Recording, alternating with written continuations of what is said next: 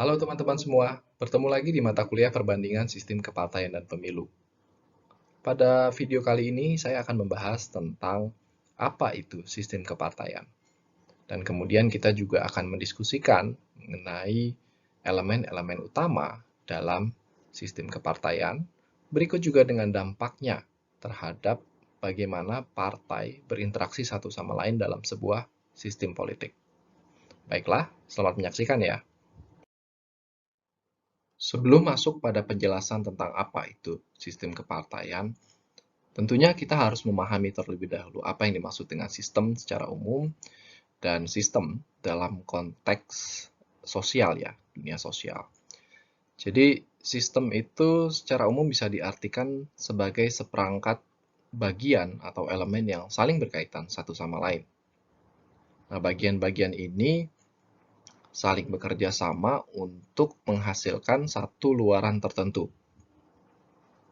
Bayangkan sistem seperti layaknya sebuah mesin. Mesin itu kan ada berbagai macam bagian yang sangat kompleks, dan bagian-bagian ini saling mendukung satu sama lain agar mesinnya bisa bekerja. Lantas bagaimana dalam konteks sosial politik? Sistem dipahami sebagai sebuah pola interaksi ya pada dasarnya.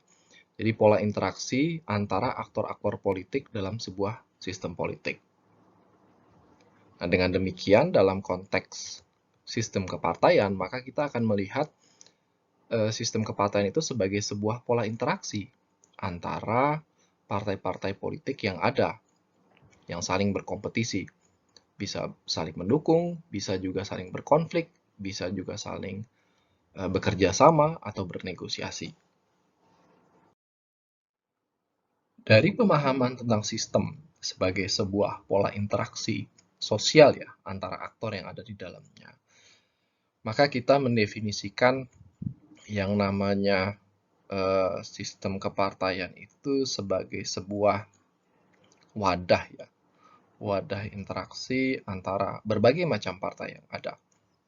Kalau Sartori mendefinisikan sistem kepartaian itu eksis ketika misalnya terdiri dari berbagai macam aktor, maka kita baru bisa bilang itu sistem. Kalau hanya satu aktor, misalnya partai tunggal yang dominan menguasai perpolitikan satu negara, maka itu belum layak untuk disebut sebagai sebuah sistem. Dan di sini teman-teman bisa lihat definisi Sartori bahwa sistem kepartaian itu ya sistem interaksinya. Sistem interaksi antar partai dalam konteks kompetisi. Kompetisi politik untuk memperebutkan siapa yang memegang kendali kekuasaan. Nah, Kirchhoff kemudian mendefinisikan secara lebih spesifik ya tentang apa itu sistem kepartaian.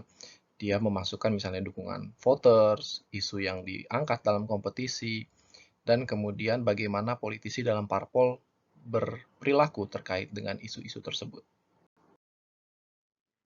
Nah, kita sudah paham ya, jadi tadi apa itu sistem, kemudian apa itu sistem kepartaian. Pada dasarnya sistem kepartaian menjelaskan tentang pola interaksi antara partai dalam sebuah sistem politik. Apa saja elemen utama dalam sistem kepartaian? Literatur ilmu politik menempatkan ada dua elemen utama ketika kita mencoba memahami sistem kepartaian. Elemen yang pertama adalah fragmentasi. Ya. Kemudian elemen yang kedua adalah polarisasi. Kita bahas fragmentasi terlebih dahulu. Fragmentasi pada dasarnya berbicara tentang jumlah partai. Ya, mengukur berapa banyak sih jumlah partai yang ada di sebuah sistem politik. Khususnya jumlah partai yang mendapatkan kursi di parlemen. Tidak hanya sebatas angka, namun juga aspek party fragmentation ini dilihat dari sudut pandang kekuatan relatif masing-masing partai. Ya. Jadi fragmentasi ini bertujuan untuk mengungkap sebenarnya ada berapa banyak sih jumlah partai yang sesungguhnya berpengaruh dalam proses pembuatan keputusan di arena politik, utamanya di arena legislatif. Ya. Untuk mengukur atau menilai seberapa banyak jumlah partai dalam proses pembuatan keputusan, literatur ilmu politik mengenal yang namanya effective number of political parties. Kita bahas berikutnya. Effective number of parliamentary parties itu diperkenalkan oleh dua ilmuwan politik, Lakso dan Tagepira, tahun 1979. Jadi mereka berdua ini mencoba menghitung jumlah real partai politik di satu sistem itu berapa banyak sesungguhnya, dengan menghitung rasio jumlah kursi yang didapatkan atau persentase suara dan jumlah suara keseluruhan yang ada di jumlah kursi keseluruhan, maksud saya, yang ada di dalam parlemen tersebut. Ini rumus yang mereka sodorkan ya. Jadi N adalah effective number of parliamentary parties-nya. Ada berapa jumlah partai yang efektif, yang sesungguhnya, yang real dalam sebuah parlemen. Ya. 1 per sigma N PI kuadrat. PI sendiri adalah jumlah kursi parlemen. Nah, hasil dari atau angka NPP itu sendiri berguna dalam studi tentang proses pengambilan keputusan atau misalnya proses pembentukan koalisi. Semakin rendah angka NPP yang dihasilkan, artinya jumlah partainya yang berpengaruh itu semakin sedikit. Dan juga ada indikasi atau kemungkinan bahwa pembentukan koalisi di parlemen akan menjadi lebih mudah. Ya. Kita coba simulasikan ya penghitungan NPP ini. Jika teman-teman amati, di sini saya coba mensimulasikan bagaimana penghitungan NPP dengan rumus yang tadi sudah diinformasikan pada slide sebelumnya. Ya. Jadi di sini kita lihat ada 4 partai di dalam parlemen, gitu ya. Dalam model 1 misalnya ya kita lihat hanya 2 partai yang menduduki mendapatkan kursi di parlemen dan dua-duanya mendapatkan kursi 50% masing-masing. Kalau kita hitung dengan rumus yang tadi, maka kita akan mendapatkan angka NPP-nya 2. Clear ya? Artinya memang hanya ada 2 partai yang berpengaruh dalam parlemen tersebut. Kemudian model 2 ini ada 4 partai. Sama, kita coba bagi rata persentase kursinya, ya kita simulasikan. Masing-masing mendapatkan angka 25% dari total keseluruhan kursi di parlemen tersebut. Nah, setelah kita hitung dengan rumus tadi, maka kita mendapatkan angka NPP 4. Artinya ada 4 partai di parlemen yang efektif, yang berpengaruh. Berikutnya di model ketiga, teman-teman bisa lihat perbedaannya ya. Jadi kalau di model ketiga, itu tiap partai, keempat partai ini punya persentase suara yang berbeda-beda. Kalau kita lihat, misalnya partai A dapat 60, partai B dapat 25, partai C 10, dan partai D 5. Nah, kita hitung dengan rumus tadi, angka NPP yang keluar adalah 2,23. Artinya jumlah partai yang efektif di parlemen itu hanya 2. Yang sebenarnya berpengaruh dalam proses pengambilan keputusan di parlemen. Kalau kita lihat persentasenya ya mungkin partai A ya salah satunya, dan yang kedua adalah partai B. Dengan adanya 2 partai ini, kalau mereka misalnya bisa bersepakat atas satu kebijakan atau rancangan undang-undang, maka ya keputusan keduanya akan menentukan hasil akhirnya. Atau misalnya 2 partai ini tidak bersepakat, mungkin saja undang-undangnya akan terhambat.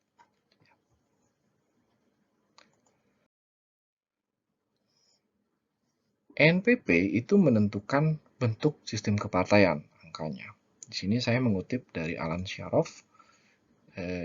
Dari angka NPP dia mencoba mengklasifikasikan model sistem kepartaian yang ada.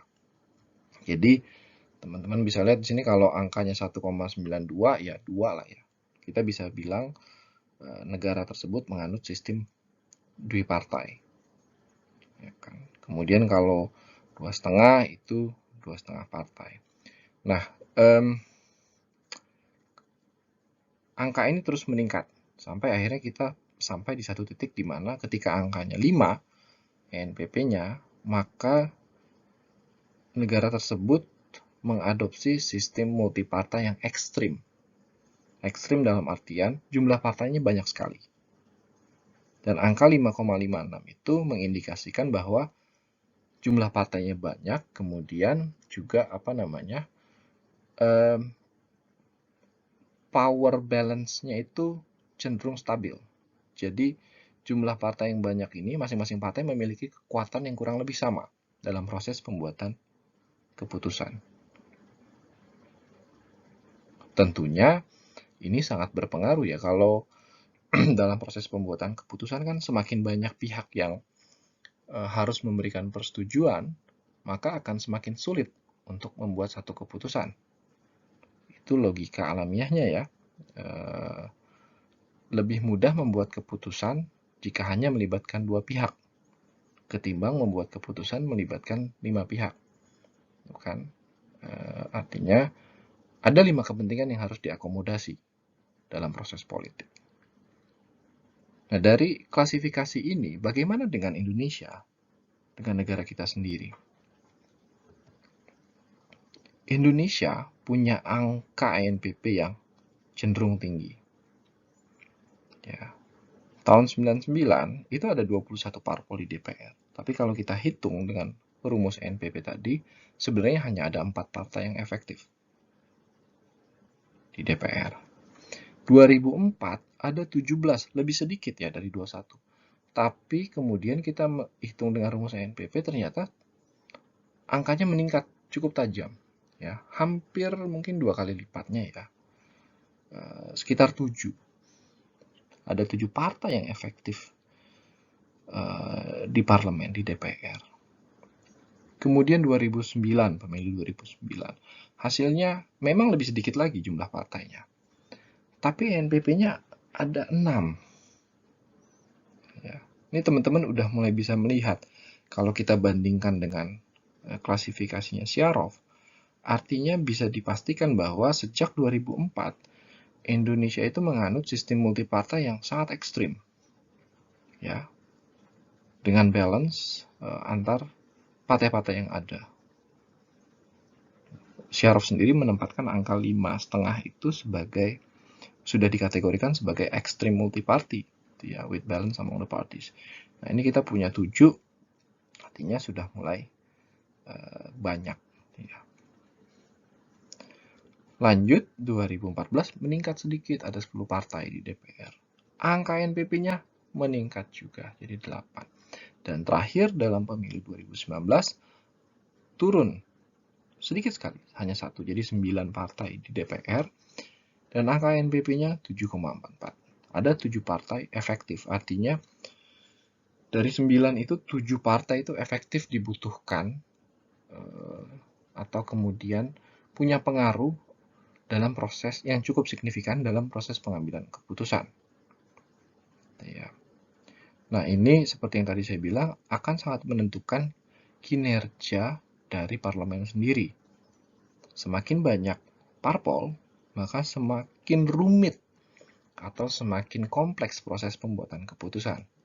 Jadi ada 7 partai setidaknya yang harus diajak ngomong, harus menyepakati satu produk undang-undang atau satu agenda legislasi. Ya. Dan teman-teman bisa lihat misalnya kinerja legislasi DPR kan memang tidak terlalu baik ya dari tahun ke tahun, bahkan mungkin cenderung memburuk. Gitu. Nah, ini ya kalau dilihat dari kacamata ENPP dan sistem kepartaian, ya karena memang kita menerapkan sistem multipartai yang ekstrim sekali.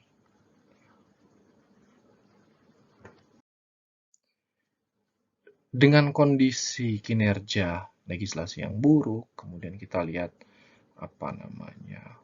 ada kecenderungan bahwa parlemen itu lebih banyak konflik daripada menghasilkan satu kebijakan, maka artinya kondisi itu tidak hanya terjadi di Indonesia ya. Kalau kita lihat misalnya Amerika Latin, di sini saya ambil contoh Amerika Latin.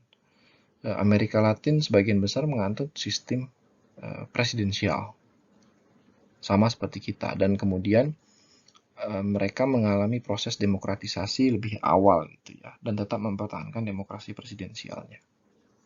Kalau kita lihat ada beberapa yang menurun gitu ya, angka ENPP-nya seiring berjalannya waktu. Kecuali misalnya di sini yang kita lihat cukup stabil adalah Brazil misalnya. Kemudian Ekuador gitu ya. Namun kayak Venezuela itu lebih menurun. Nah, Venezuela mungkin kita bisa lihat dari perspektif bahwa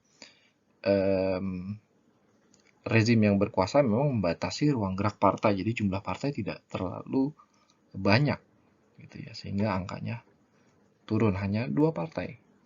Kalau tadi mengutip klasifikasi Syarof, ya dia menganut sistem 2 partai dengan angka 1,9. Namun di sini kita lihat memang angkanya masih relatif cukup tinggi ya. Kolombia yang sangat melesat tajam dari 2 tahun 90-an sekarang 7 partai. Efeknya apa? Kalau teman-teman perhatikan, di Brazil lah ya, kondisi politiknya cenderung mungkin tidak terlalu stabil. Ya. Jumlah partai banyak di parlemen, kemudian dengan sistem presidensial. Ketika presiden mengajukan undang-undang, dia harus berhadapan dengan 9 pihak yang harus sepakat nih dengan paket rancangan undang-undangnya. Nah, ini kan nggak bagus. Ya kan? Sementara sebenarnya fungsi pemerintah itu, fungsi negara adalah menghasilkan aturan, kebijakan. Politik itu kan sebuah proses mengalokasikan sumber daya yang terbatas bagi siapapun. Dan salah satu caranya untuk mengalokasikan itu adalah dengan membuat rancangan undang-undang, peraturan, sehingga bisa dinikmati oleh seluruh warga negara. Nah, ketika proses ini terhambat, artinya politik menjadi tidak produktif. Ya. Dan ini yang terjadi misalnya di Brazil, gitu ya. Proses legislasi itu menjadi sangat rumit di sana. Sehingga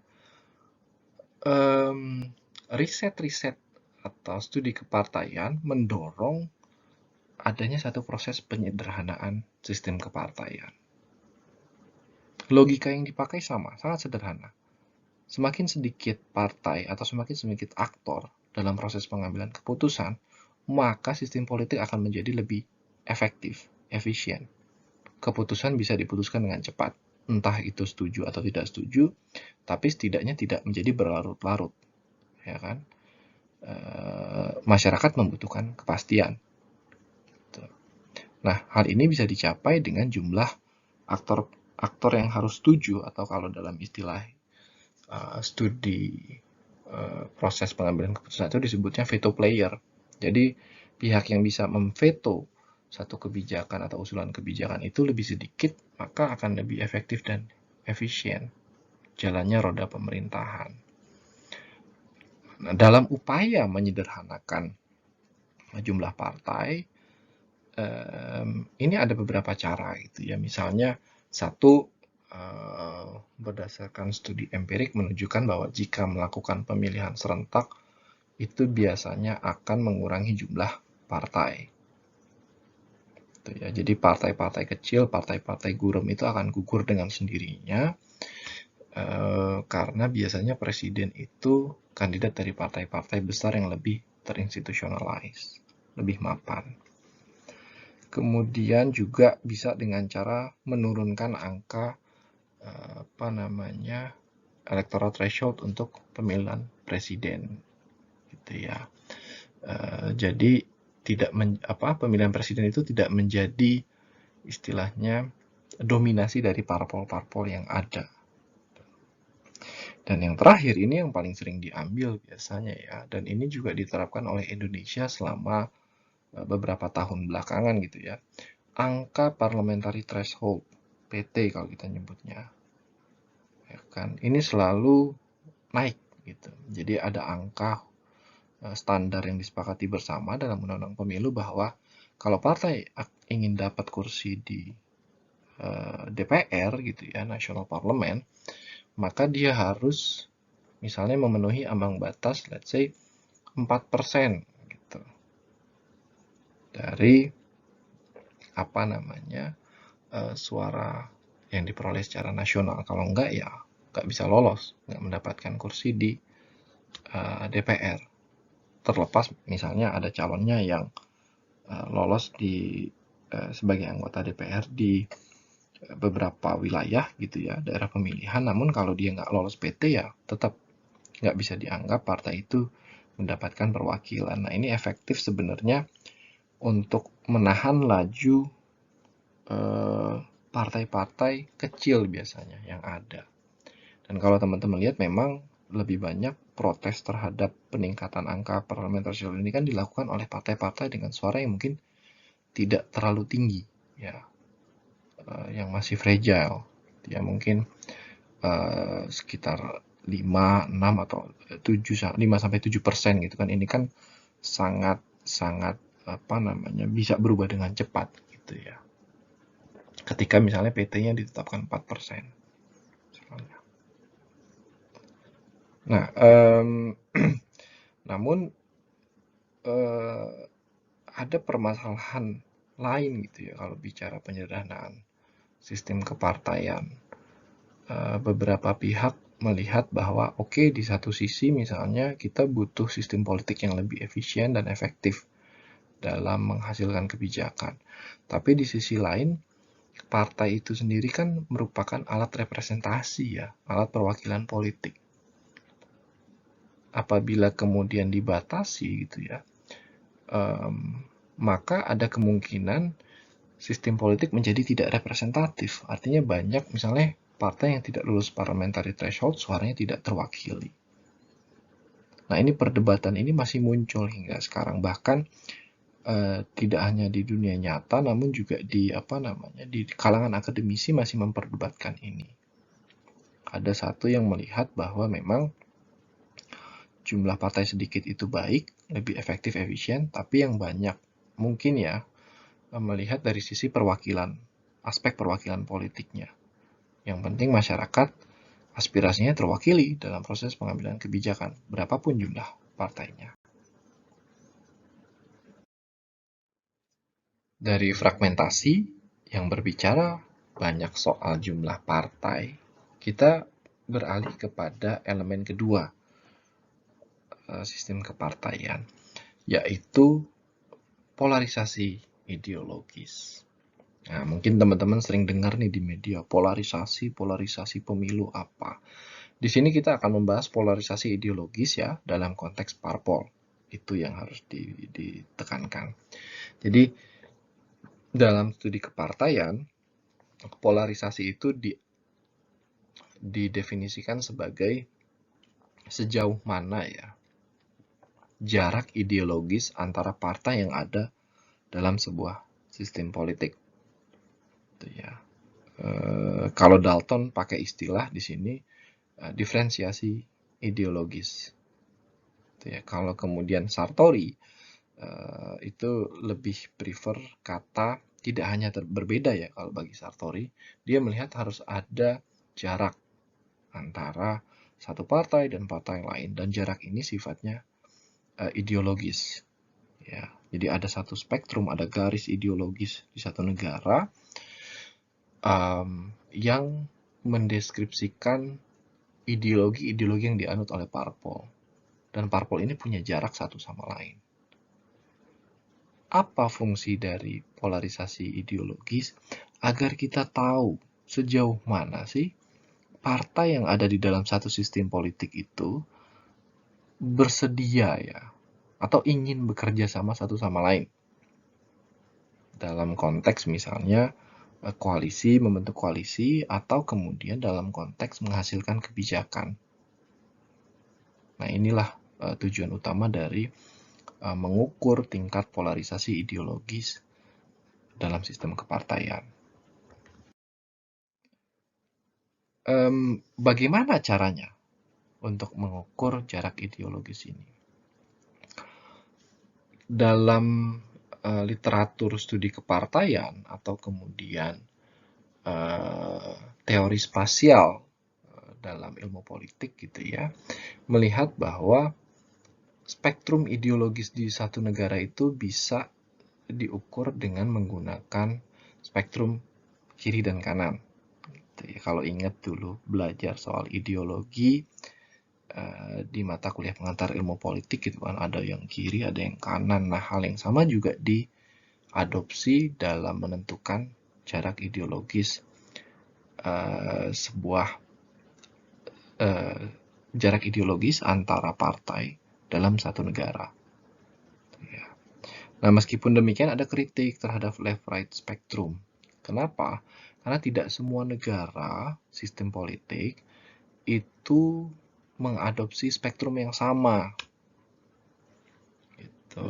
Jadi mungkin kalau di beberapa negara Eropa atau Amerika Utara, left-right spectrum ini berlaku gitu ya, berkembang. Karena kalau kita lihat kan istilah left-right spectrum ini lahir dalam literatur ilmu politik yang memang berkembang lebih banyak di Eropa dan Amerika Utara yang menyoroti perkembangan sosial politik masyarakat di sana.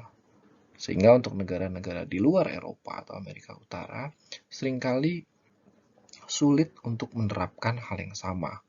Bahkan mungkin begini, ada kondisi di mana masyarakat tidak paham kiri itu yang mana, ideologinya kanan yang mana. Contohnya misalnya di Indonesia gitu ya, survei yang dilakukan misalnya World Value Survey, kalau teman-teman sempat coba lihat World Value Survey itu bisa di googling ya, menilai pemahaman tentang kiri dan kanan spektrum ideologis gitu. Kalau di Indonesia memang lebih banyak orang yang tidak paham hasil surveinya ya, responsnya dia tidak paham mana kiri dan kanan itu pengetahuan. Nah, akhirnya apa yang bisa dilakukan adalah mengukur spektrum itu secara konteks spesifik. Lihat konteks negaranya, apa sih yang berlaku di negara tersebut kira-kira. Kalau di Turki gitu ya, Turki itu malah kebalik. Jadi pemahaman tentang ideologi yang bernuansa kiri gitu ya di Eropa itu kemudian dilihat lebih banyak konsepnya, kemudian pandangannya diadopsi oleh partai-partai kanan, berada di kanan gitu. Kalau di Turki dan sebaliknya. Kemudian juga Indonesia, misalnya kita lihat negara kita sendiri, kan susah mengukur kiri dan kanan. Kenapa? Karena satu, secara historis dan hingga sekarang, ideologi yang berada pada spektrum kiri itu kan tidak bisa berkembang di Indonesia atau dilarang hingga saat ini, ya, yang berbau-bau sosialis gitu ya, itu kan menjadi satu paham yang dilarang oleh negara. Sebenarnya tidak jauh berbeda ya, di Jerman juga paham yang far right atau kanan itu ya, seperti fasisme itu kan dilarang juga gitu. Nah, namun kalau di Jerman masih bertahan sampai sekarang, antara kanan dan kiri itu masih ada, masih jelas kelihatan partai-partainya masih teguh memegang ideologi mereka, kecuali misalnya partai fasisme ya memang tidak ada lagi. Nah, konteks spesifik bisa dilakukan seperti itu. Kalau teman-teman lihat di gambar yang kiri atas itu kan mengukur spektrum kiri dan kanan. Ini ada beberapa negara Eropa, Amerika Utara, dan Australia juga masuk di situ. Di sini kelihatan beberapa partai yang ditempatkan di kiri atau di kanan. Gimana cara nempatinnya nanti kita bahas di poin kedua soal metodologi ya. Nah, kemudian di gambar yang bawah itu Indonesia. Ini studi yang dilakukan oleh Burhanuddin Muhtadi terakhir. Jadi dia mengukur sebenarnya pandangan terkait dengan apa sih yang menjadi kalau dalam studi kepartaian itu cleavage ya, ideological cleavage, pembeda ya, pemisah ideologis di masyarakat gitu ya. Nah, di sini mereka tidak menetapkan satu kiri dan kanan gitu ya. Kalau kita lihat, teman-teman lihat deh, antara kiri dan kanan ini kan hasilnya lebih banyak mendekati ke tengah. Artinya sulit untuk menempatkan partai kita di kiri dan kanan. Namun kalau kita lihat misalnya konteks isu seperti ini ya, Islam misalnya, spektrumnya cukup berjarak ya. Bisa dibedakan antara partai-partai yang ada. Tapi kalau kiri dan kanan lebih banyak persepsinya adalah berkumpul di tengah. Jadi nggak ada, bahkan di kiri pun nggak ada sama sekali. Lebih banyak di kanan atau ke tengah. Tuh ya, jadi sehingga mungkin left right spectrum nggak bisa diadopsi di Indonesia, tapi bisa jadi ini. Atau Pancasila, lihat spektrumnya lebih berjarak gitu ya. Ini ideological distance yang sebenarnya pengen dilihat. Tuh. Nah, bagaimana caranya mendapatkan informasi tentang spektrum ideologis ini? Dalam literatur kepartaian ada beberapa metodologi yang dilakukan. Pertama, survei. Ya, kita bisa minta voters, ya pemilih, untuk mensurvei menurut mereka partai A, B, C, D itu berada di spektrum yang mana. Atau kita juga bisa survei para ahli. Nah, biasanya ini kalau di beberapa negara Eropa, mereka mensurvei para ilmuwan politik ya, atau analis politik. Diwawancara, tolong tempatkan partai ini di spektrum yang ini, yang ini, yang ini. Kira-kira menurut Anda yang mana? Atau yang terakhir menggunakan elit partai itu sendiri. Gitu ya, kita bisa pakai elit partai. Nah, ini ada beberapa kelemahan ya, tentunya. Kalau yang voters mungkin ada sedikit bias beberapa atau outliers ya, beberapa pemilih itu nggak paham spektrumnya. Gitu. Kalau party elit, problemnya adalah biasnya. Kadang-kadang kan elit partai itu cenderung mencoba apa ya, ya karena elit partai ya, mungkin ada bias dia tidak memberikan gambaran sesungguhnya tentang ideologi partainya. Gitu. Mungkin partainya sudah bergeser, tapi dia tetap menggambarkan sebagai partai yang menganut ideologi A misalnya seperti itu. Jadi biasnya cukup besar. Gitu ya. Nah, ini yang kemudian cenderung diwaspadai. Gitu ya. Kalau di dalam konteks ini apa namanya? Contohnya adalah penerapan untuk survei party elit itu ada di yang ini nih, yang Indonesia. Jadi survei terhadap elit partai di daerah, kalau nggak salah itu dalam studinya tadi, dia mensurvei elit partai anggota DPRD untuk menjelaskan partaimu tuh ada di apa namanya titik yang mana kalau terkait isu reformasi sampai Pancasila. Kemudian yang kedua dengan menganalisa voting. Jadi kan di beberapa negara itu proses pembuatan keputusan banyak dengan voting. Nah, dari data voting itu kan terekam bisa dilihat kalau isu undang-undang ini partai A itu lebih banyak anggotanya milih keputusan yang mana. Nah, itu bisa dijelaskan tuh, diukur. Tapi tidak semua negara ya punya mekanisme voting. Gitu ya. Ada juga yang menggunakan mekanisme konsensus. Gitu ya, setuju bareng atau tidak setuju bareng. Gitu. Dan yang terakhir, dengan manifesto partai. Jadi manifesto partai ini di beberapa negara itu biasanya sebelum pemilu legislatif, partai-partai itu menghasilkan dokumen manifesto tentang apa sih yang ingin diperjuangkan dalam pemilu ini. Nah, ini partai yang kalau udah terinstitusionalisasi itu begini ya, dia menyebarluaskan pemikirannya, usulannya, platformnya jika terpilih sebagai sebuah partai. Nah, lebih banyak memang studi tentang menjelaskan jarak partai itu sekarang trennya pakai party manifestos. Seperti ini, lihat misalnya di yang gambar atas ini dia pakai party election program. Jadi platform partai dipakai mengukur dari retorika-retorika politik apa yang dipakai oleh partai dalam manifestonya masing-masing.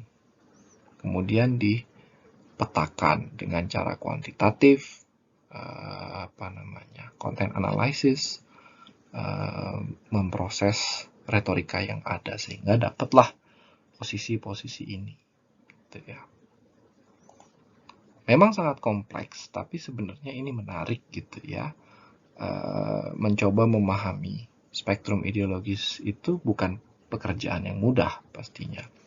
Namun dengan adanya upaya mengukur jarak ideologis ini, kita jadi lebih paham sebenarnya. Tidak lagi pakai intuisi atau perasaan, tapi ada datanya. Oh, kalau partai ini jaraknya dengan partai ini segini gitu.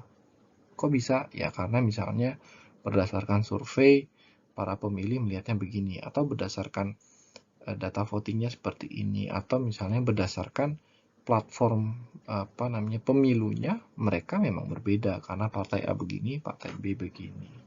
Kira-kira seperti itu.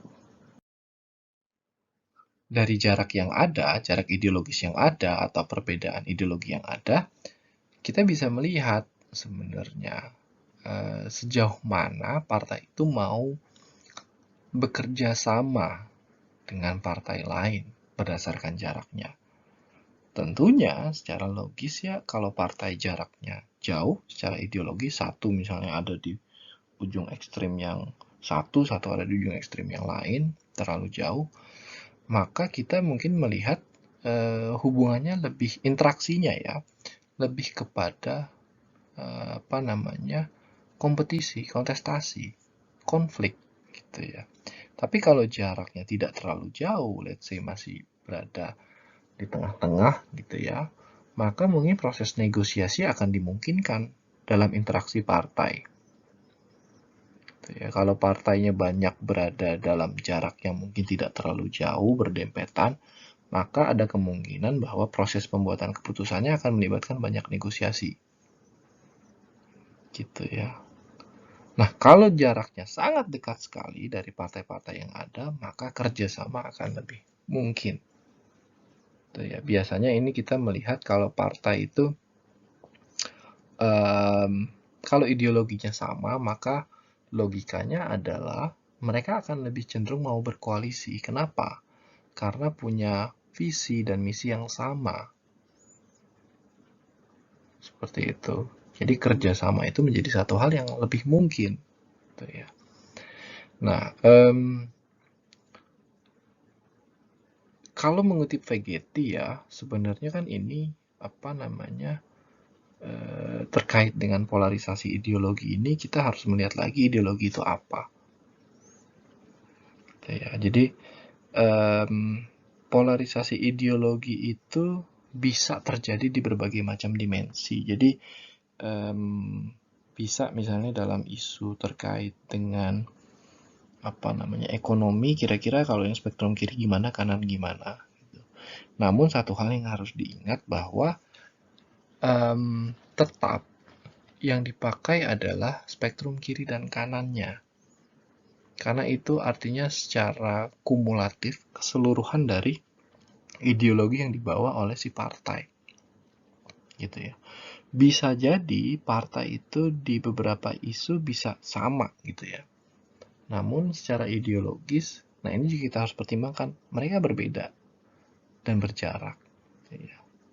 Jadi ini juga harus menjadi pertimbangan. Kalau kata Vegetti, total, the sum is more important than the parts. Jadi selalu perhatikan apa sih core ideological features-nya dari partai itu ketika kita mau mengukur jarak antar partai. Kira-kira beginilah bagaimana kemudian polarisasi jarak ideologis itu menentukan bagaimana orang partai bisa berinteraksi atau tidak. Ya sama seperti orang kan sebenarnya, kalau misalnya punya hobi yang berbeda, ya mungkin dia nggak akan berteman gitu atau menjaga jarak gitu ya. Kalau dia punya hobi yang sama gitu kan, punya punya interest yang sama, kita mungkin akan berteman dengan orang itu. Kalau misalnya tidak punya interest gitu kan, terus apa namanya, sangat bertolak belakang, ya yang jelas sih pasti mungkin tidak akan berteman gitu ya. Kalau nggak akan berteman, bahkan mungkin tidak akan ngomong dan tidak akan bernegosiasi gitu ya. Atau bahkan mungkin akan berkompetisi. Sama seperti partai. Semakin berjarak, maka semakin sulit untuk bekerja sama.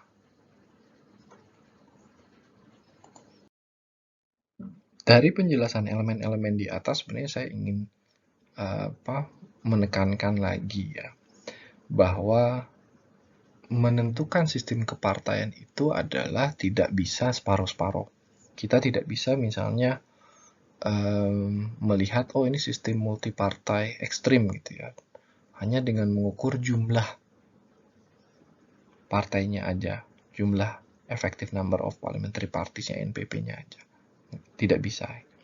Harus melihat dua elemen tersebut. Jadi kita lihat dari jumlahnya, relative strength-nya, kemudian atau fragmentasi, kemudian kita lihat dari sisi jarak ideologisnya. Kalau kata Sartori di sini, apa namanya, ideological distance, ya, segmentation. Nah, dua hal inilah yang sebenarnya landasan dalam mengukur sistem kepartaian. Gitu ya. Sehingga kalau kata Sartori ya, kalau kita melihat tipologinya dari dua ini, maka ada beberapa sistem kepartaian yang istilahnya predominan ya, lebih mungkin terjadi, lebih banyak diterapkan secara di beberapa negara gitu. Entah itu sistem duipartai atau kemudian sistem pluralisme moderat, atau misalnya multipartai namun moderat, jarak ideologisnya masih dekat. Kemudian ada yang model polarized pluralism, banyak, jarak ideologisnya jauh.